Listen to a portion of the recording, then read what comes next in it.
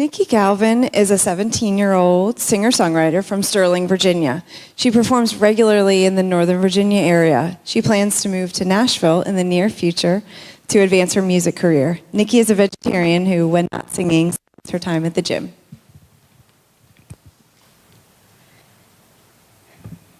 Suddenly your hands start to shake, and you know what's about to happen. First it's the hands, then your heart starts to race. All noise fades away until you're left with nothing but your thoughts. Only there are so many thoughts you can't focus on just one. And then comes the breakdown. In a matter of moments, you're going to feel like you're dying, only you know you're not. You know it's simply your anxiety acting up again for the 4th time today. It's the reason you don't like to go out, but also why you don't like to stay in. You don't want to let the world see you so broken, so when you do finally go out, you smile. You're the girl who always wears a smile. It's your mask. No one knows what goes on beyond that smile. They have no idea what you have to fight through on a daily basis. They don't even stop to think that the most seemingly untroubled person might be putting on a mask. They are clueless. I was clueless. When I was diagnosed with anxiety and depression, I realized I haven't only been putting on a mask from the world, but also from myself. I thought something was wrong with me, when in reality I was facing the same thing that so many other people have to go through. Wearing a mask wasn't helping me or anyone else. Clueless, the song I wrote and will be singing for you today, was my way of taking off the mask. Not only for me, but to hopefully help other people realize that they are not alone.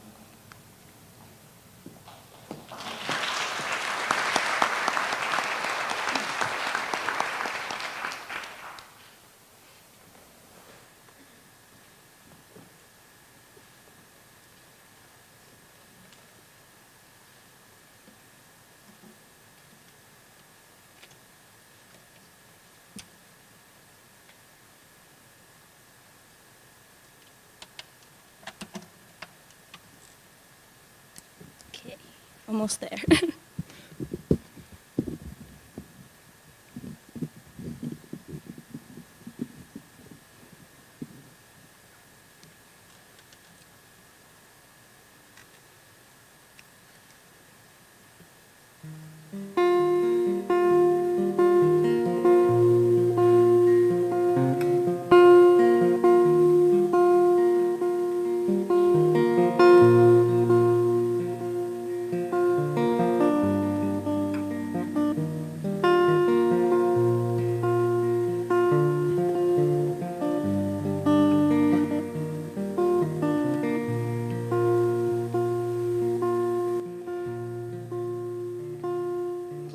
When you smile, life's just imagining what we've been through. When it's driving by the speed of light, should it stop and wonder why you're crying and why you're hurting? What is everything? Everything and all. When suffering and hurting, what is all? The sun will rise another day. We will learn to live another day, but we are all clueless to everything and all.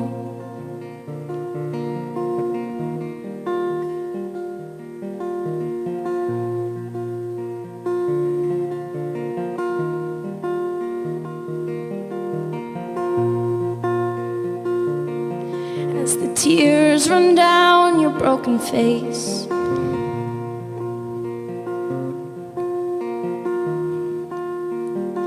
what's left of us?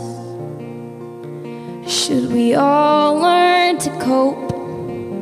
Or maybe write a note to all that's left of us? So what is everything?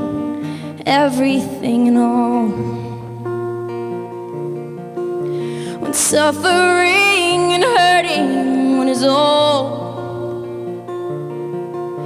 the sun will rise another day.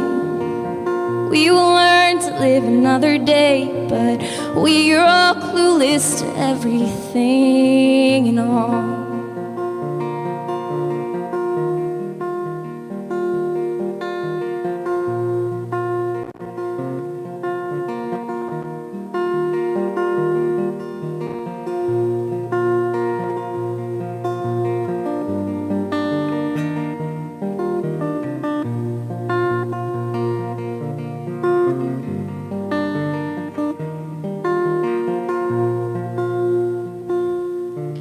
Why is everything written in a book? Like we know the answer to everything. All I know is tomorrow the sun will rise, and we will wake up once again.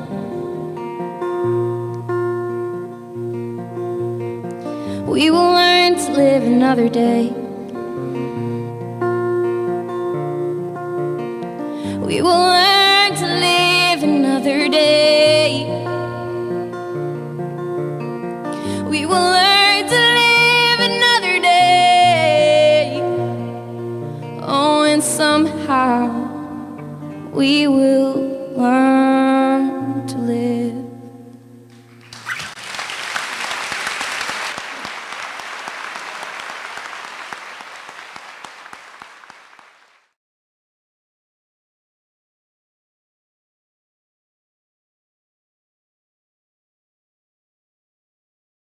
Olivia Marion graduated with a degree in digital video and cinema from James Madison University last May and currently works on the video team at NPR Music. When she was 17, she had a manic episode that earned her 2 weeks in a mental hospital and the diagnosis of bipolar disorder. With no family history or past trauma, Olivia likes to think of herself as a living example of how mental illness truly does not discriminate. Now 23, she's been 5 years episode-free and never hidden her diagnosis. She chooses to view it as a gift. Olivia will be reading her poem, Letter to Myself, 5 years ago.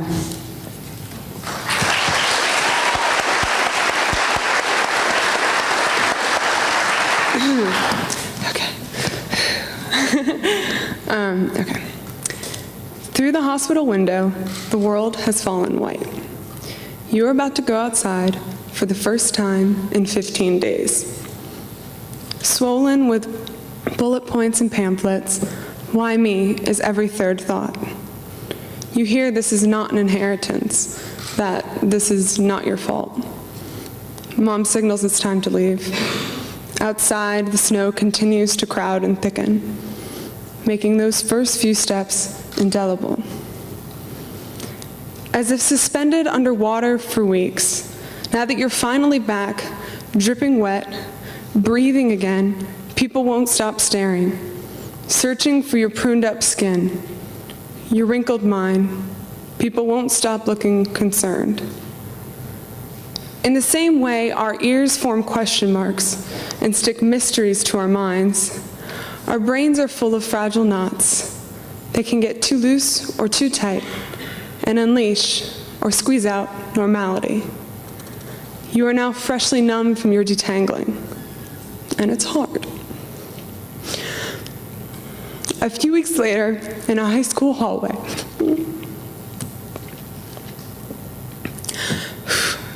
below senior portraits smiling their promising futures, a smart man will tell you, this will get better. His sunspot hands held open as reasons to believe him. Empathy is rare and refreshing. No matter what you think, he'll say, this will get better. You will graduate high school with the highest of honors. You will go to college. You will order pizza after 2 a.m. You will learn how to make a casserole. You will take a road trip across the United States with your best friends. You will party late in Prague. You will fall in love. You will fall out of love. You will learn how to trim fruit trees properly. You will learn to make movies. You will try to smoke cigarettes. You will learn how to focus and how to white balance. You will graduate college. You will travel months on trains through Europe. You will learn what a hero is in a 5'4" Italian man, Angelo, who you will live with for a month while working on a saffron farm. You will skinny dip in the waters of Colorado, Croatia, Italy, Spain, and Texas. You will laugh so hard your cheeks hurt hours later. You will cry so loud people will hear it through your shower. You will help out friends and not just be helped. You will refuse to say broken. You will get better. This is what I wish I had known. A diagnosis is not a life sentence. And after every snow, there is always a melting.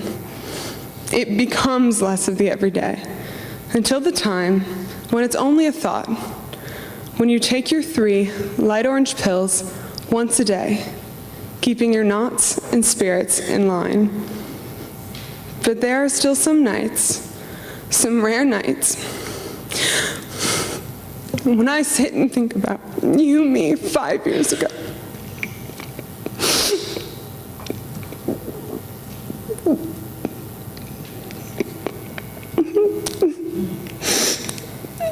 Leaving that hospital you had lived in for 2 weeks, about all you'd been through, about that all I will still go through, about all the others who have and will go through the same.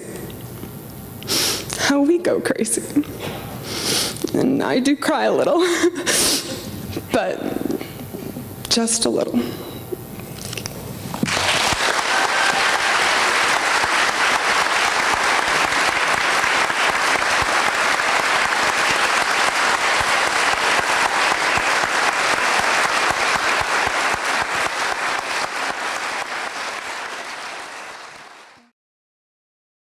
Joseph Pissarro grew up in Valhalla, New York, and has been writing music and poetry since he was 14. He credits it with helping him dig his way out of a serious bout with anxiety, depression, and bipolar in his late teens and 20s. He looks forward to using his experience with mental illness to help others that are now in a similar position realize there is hope for a positive and productive future. Joe's going to read his aptly named poem, This Is My Brave.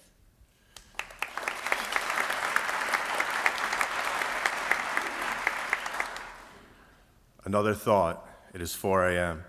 How many hours left until I have to make myself face a day again? I think about yesterday. I think about tomorrow. I think about the future. All I think about is sorrow. So I wish for a little luck, for a love that shares my trust, for a key to let me in. There is no end. When will this end? You are not my friend. You are in my head, and you're my only friend. So I shatter into glass. I'm such a mess. I can never rest. All my dreams end abruptly, and I wake up in a pool of stress. I will not ever hate. I will be gracious. I want to live. I want to see. I need to feel. I need to taste. It is a real disease, and it is of my brain. Shh, I can make it back. It is not too late. I'm resilient and determined. Just wait. I will love again. Someone will know my name. Breathe. It is okay. We are all just a person. We all feel just the same. I need to dissipate this negativity. I cannot wake up in fear of the rain. I am thinking way too fast again. Thank God. That was the answer I think I once sought, but I really have to say I could do without all this thought. Just write it out. Just write straight up from negative to positive, and do not ever stop. The opposite of what you did to bury yourself under this rock. I hope I can be a better friend. I wish I could trust myself again. I hope this first good day never ends. I pray for silence in the bed I lay. I wish one person would understand me. I have trust in us all that we will get up after this fall, and that you too feel the same. I pray every night with the space for our names. I know that with each day, we will add another to the brave. Thank you.